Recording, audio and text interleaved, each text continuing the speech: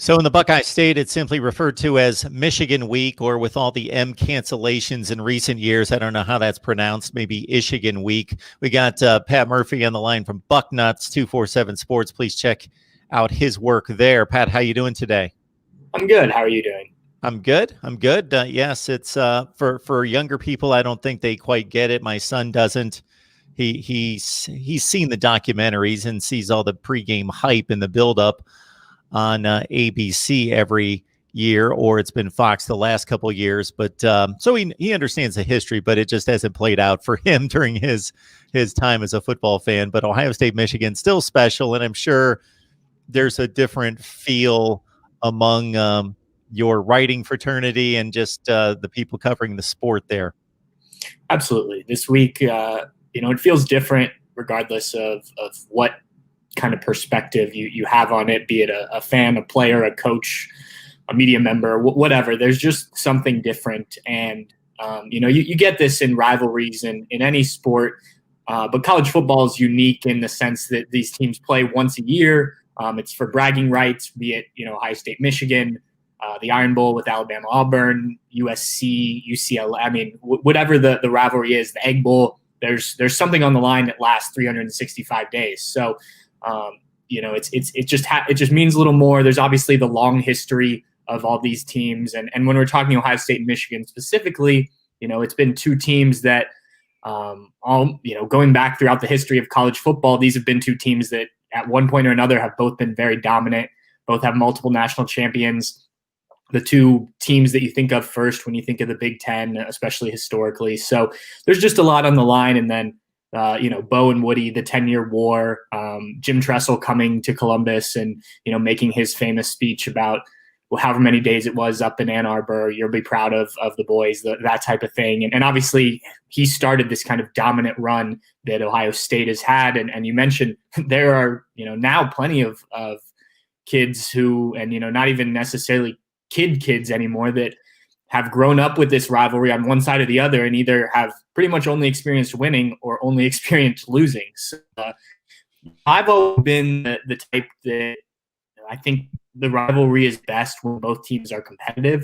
Obviously, from an Ohio State perspective, you want Ohio State to win every year if you're an Ohio State fan, right? But when the rivalry is competitive, when there's that nervous energy going into a game, I think I saw that this is the biggest spread or opening line spread since like 1974. And you never know what happens. They say throw out the records and all that. And that's true. You've seen upsets in this series before plenty of times.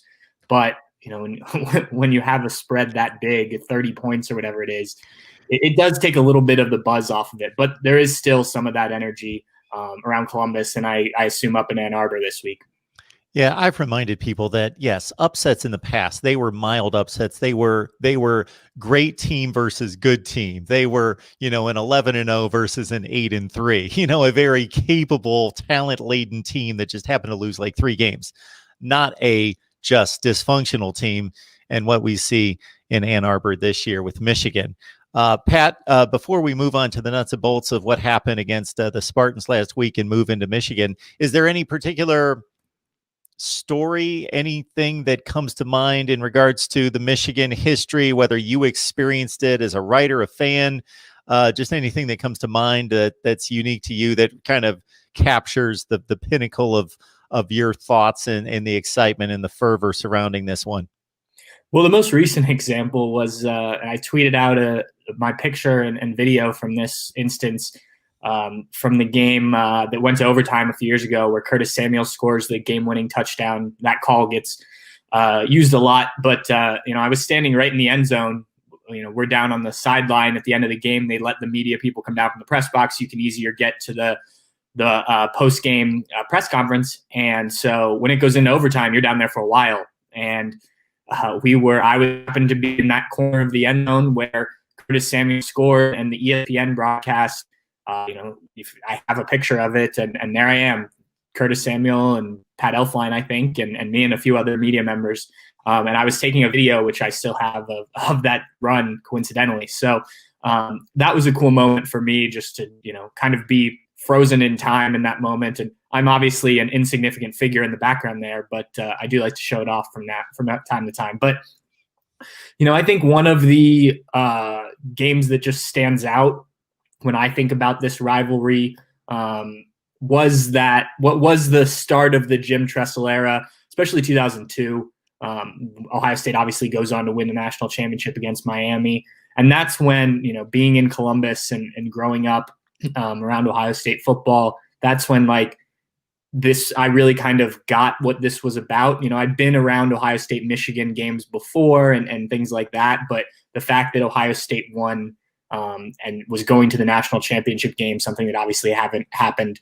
There hadn't been a national championship game per se, but that feeling, was different from some of the other games. So, that was kind of the start of it too, which I think resonates a little bit as well.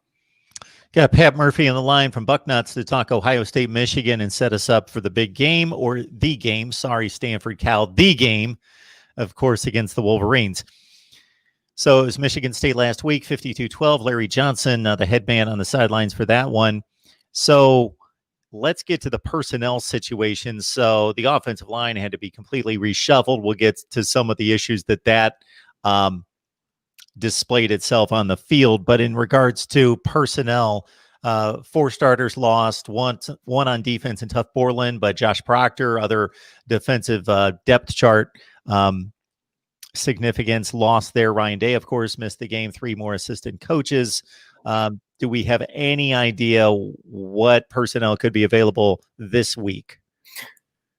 Short answer, no. Ohio State, they just released they call it a status report, more of an availability report, and listed 23 players that were out for the game. Now, some of that is due to positive COVID tests. Some of that's contact tracing. Some of that may be injuries or other, health-related issues. So no description of why for any of these guys. So we're going to have to wait and see until we get this upcoming weeks to know, okay, who's back. Now, shortly before the game, it was announced, as you mentioned, that there were a few coaches who did not make the trip. Greg Madison, the co-defensive coordinator, and quarterbacks coach, Corey Dennis, special teams coordinator, Matt Barnes. Those guys weren't there, along with a couple others. So those guys, depending on when they first tested positive, should be back this week, along with Ryan Day. Ryan Day said he would be back on Monday when we talked to him after the game. So I imagine they get that coaching staff. I believe the rule there is 10 days from your first positive test, and you have to be 24 hours without symptoms.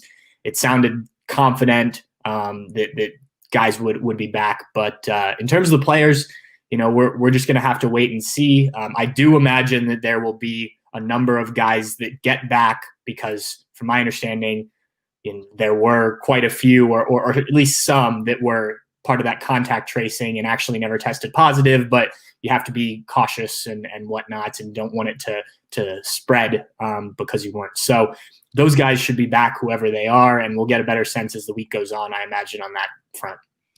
MarkRogersTV, the voice of college football, breaking down the game we love each and every day. Best bloggers, broadcasters, and writers around the nation. Ohio State, Michigan this Saturday. Ohio State 52, Michigan State 12 last Saturday.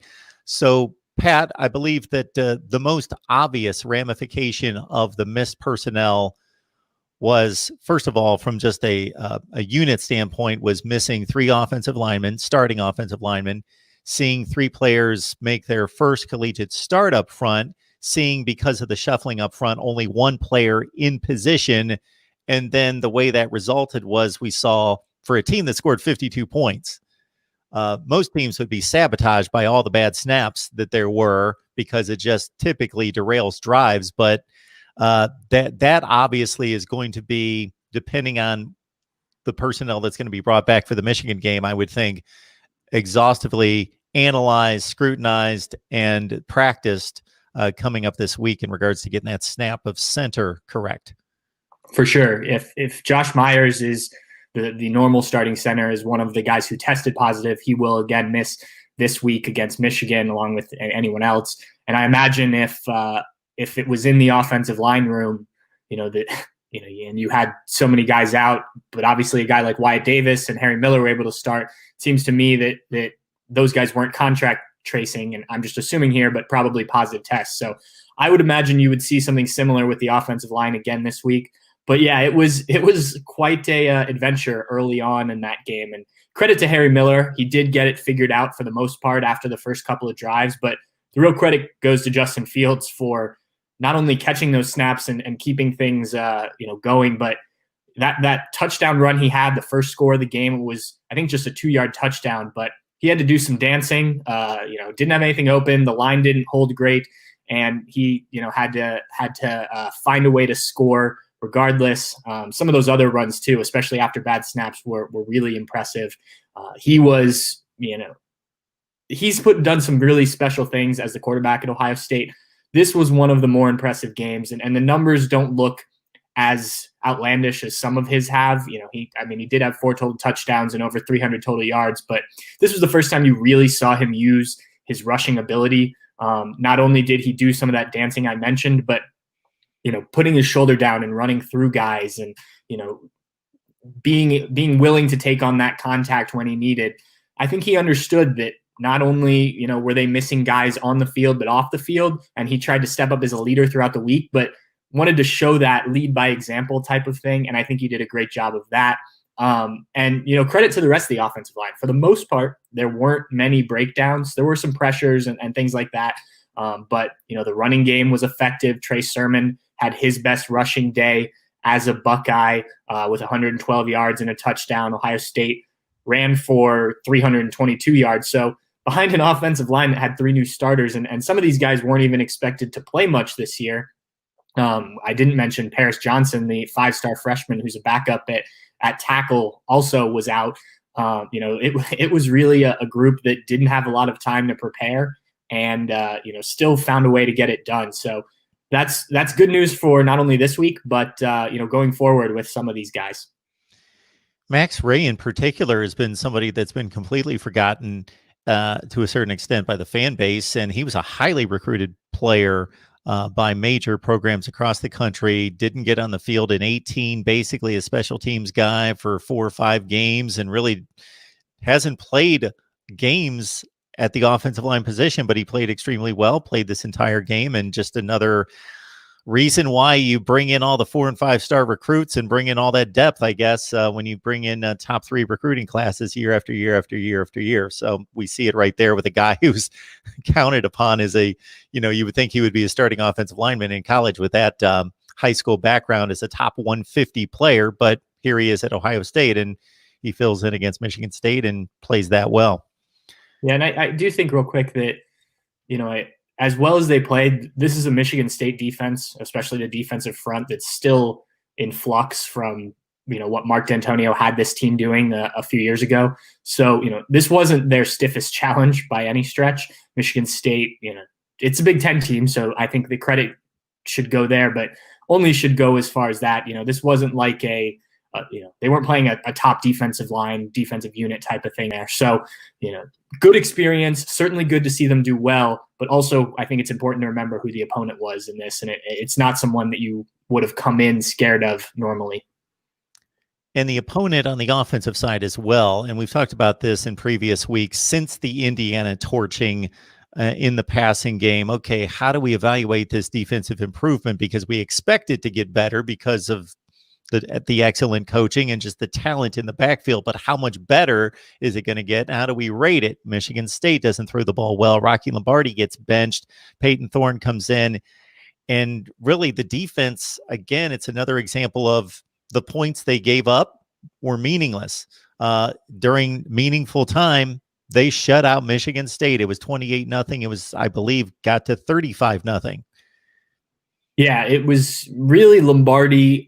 When Lombardi was in there was no passing game. Thorne at least gave them something. I think he completed his first 10 or 11 passes. Most of those were short. As you mentioned, it was already, it was still late in the first half, but the game seemed pretty much in control at that point.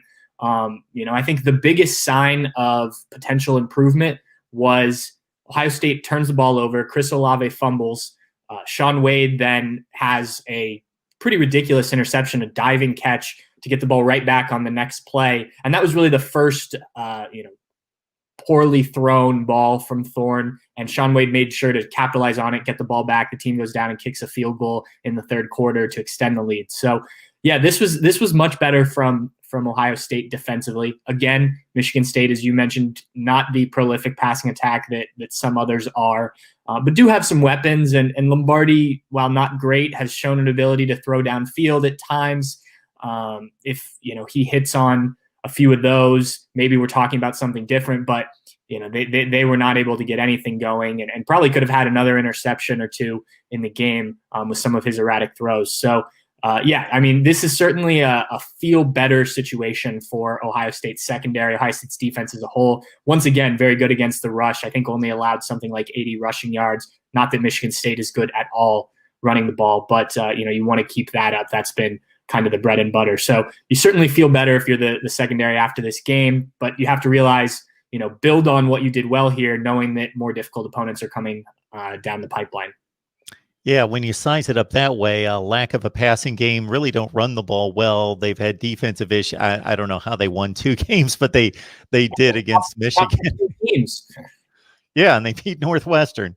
Yeah, exactly. Michigan at the time, we've seen what Michigan is now, but at the time that was looked at as a pretty good win. I think I heard on the radio here locally coming into the game, there are 3 teams in the country that had 2 top 15 wins, and people. Alabama was one, I forget the second one, and the third one was Michigan State, which was a definite outlier. No doubt about that. Yes, Mel Tucker has his work cut out for him. 52-12. They're 2-4 right now, Michigan State, with, of course, 1 regular season game left. The game is this week. Mark Rogers TV, the voice of college football. Please lock it in. We got Pat Murphy on the line from Bucknuts. And any truth or any validity, I should say, to a lot of talk out there about the Big Ten correcting the stipulations surrounding the conference championship game. Of course, if Ohio State does not get on the field against Michigan this week, they're left with 5 W's, 5 games, and they need 6 based on this season's guidelines to get to the Big Ten championship game.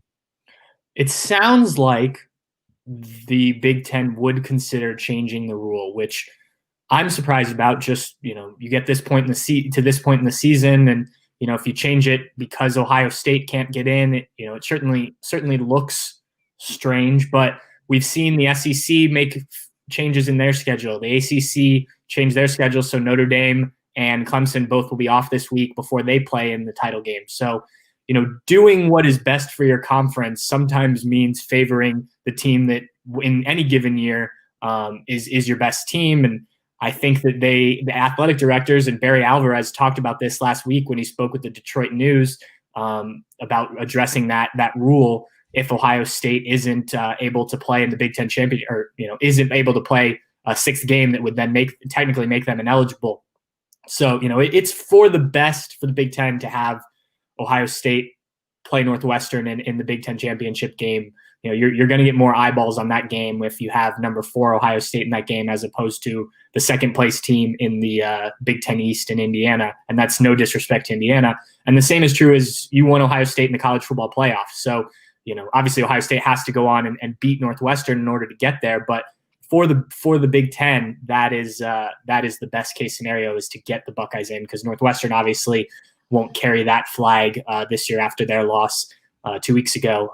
And in terms of the Michigan game, just as we're recording this, there's some buzz on Twitter from some of the national writers that there's optimism that Michigan is going to be able to practice this week, and that the game could go on as expected. So that would be the ideal situation for Ohio State. You get the Michigan game, you're able to win that game. You don't have to worry about any sort of rule change in the Big Ten. You go to the Big Ten championship game and go from there. There's also the possibility, if Michigan does have to cancel, that Ohio State could play another Big Ten opponent.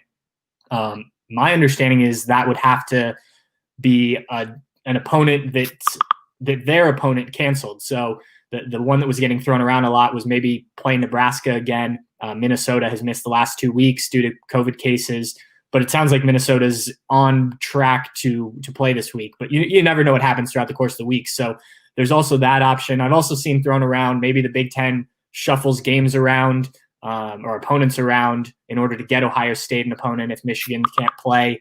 I think that's a tricky one, because then you're leaving somebody who didn't have any issues without an opponent this week. So I don't know if the Big Ten goes that far, but there are some situations where Ohio State can get to the Big Ten championship game, even if Michigan can't play. But I think everyone, we talked about the rivalry. I think that's the most important thing is if Michigan can get it sorted out, you want that game to be played. That game's been played through 2 world wars and another pandemic going back to the early 1900s. So, to not have that game played this year, I think would be a disappointment to everybody. And, obviously then that makes it easier for Ohio State to get to the Big Ten championship without any rule changes or anything like that. And of course, any shuffling that would be done for the weekend of the Big Ten championship game doesn't matter because there was going to be shuffling anyway, and no one knew who they were going to play until the previous Saturday's games were complete.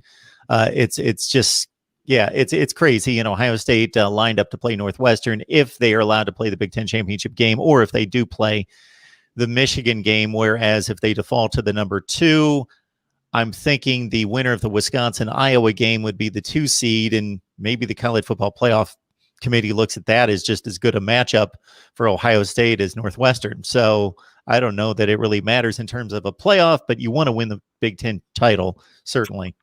Yeah, I mean, this would be 4 straight Big Ten championships for Ohio State. So as much as the Big Ten title has been diluted to some degree with the importance of a college football playoff or a BCS national championship game, this still means a lot to the Buckeyes. And to win it 4 straight times, now 2 under Ryan Day in his first year would be a big accomplishment for them, and especially in a year like this where anything could have happened. Who you never know when you had a week like this past week where you have a bunch of guys out and you still have to go play a game. That could be a week where Ohio State slips up and doesn't make it. But thus far, Ohio State has navigated the games they have been able to play undefeated. And assuming they play this 6th game, will have a right to, or have the chance to win another conference crown. So, I think that's a big deal in and of itself. And also, that's something that the College Football Playoff Committee looks at. Do I think they would take a 6-0 Ohio State that played a Wisconsin or an Iowa? Probably.